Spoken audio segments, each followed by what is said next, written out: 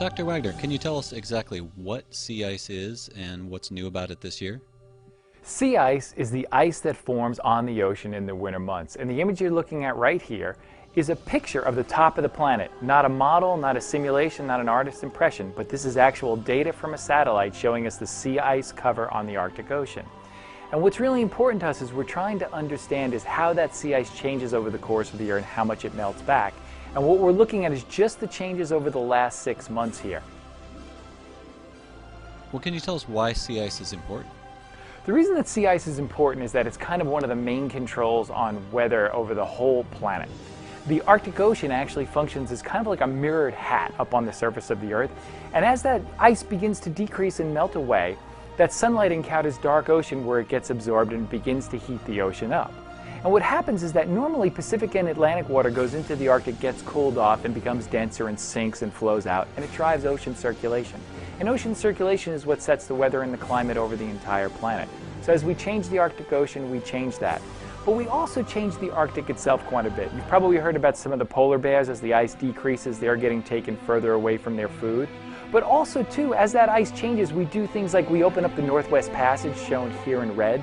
And what we're really concerned about is that over the last 30 years, which is this yellow line here, that's what the average ice extent has been at this kind of minimum period after the summer melt in September. And as you can see, there's a lot more blue in there now. That's a lot more open water. And what we're trying to understand is how those changes are correlated with warming of the planet overall. Have you identified what's causing more sea ice to melt?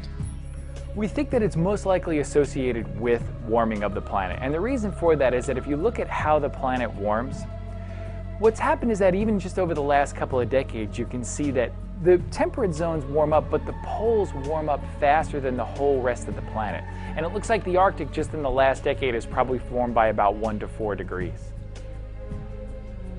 What is NASA doing in particular to better understand the polar changes and their impacts? NASA does 3 things to really understand the polar regions. The first one is we send people out. They go out there and they stand on the ice and they make measurements and they try to understand how it's changing. The other thing, though, is we use a whole range of aircraft to understand the ice. We've got everything from old spy planes to even things like a DC-8, which you may have flown on, which have all special holes cut in, and this unbelievable array of instruments that can measure the surface of the ice. We also have things like radars that can penetrate the ice and map the bed underneath it.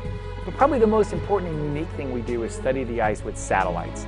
And we need to use satellites because these polar ice sheets are so vast, you need a satellite to get the coverage. And next month we're going to launch the next polar orbiting weather satellite called NPP. What is causing our other recent dramatic events, hurricanes, tornadoes, earthquakes, floods? Is that related? It seems like there's been a lot of changes happening on the planet with all these natural disasters and things. In terms of like earthquakes and volcanoes, there's no evidence that there's any more of those now than there ever been. But there's more people now. We live in more hazardous areas along coasts and fertile valleys around volcanoes and things. But the changes that are happening with weather, we're still trying to work those out. In general, though, the changes we're seeing are probably consistent with the warming planet, but that's kind of the edge of the research that we're working on. Where can viewers go to find more information? The best place to go is www.nasa.gov. You can also go to ice.nasa.gov.